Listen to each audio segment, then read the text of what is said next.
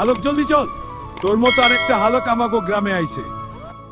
কি বলো দাদু, আমার তো বিশ্বাসই হচ্ছে না। চলো দেখি তো। হালক, এই বেটা লালু। তুই কে? আমার গ্রামে কি করিস? আমি লাল হাল্ক। আমি আমার গ্রামে 40 বছর পর ফিরে আইছি। বাবা হালক, এই লালটা তোর ভাই। ছোটবেলায় পাগলা বাবার মেলায় হারায় গেছিল। মা, আমার একটা ভাই ছিল, তুমি আমায় এতদিন বলো নাই কেন?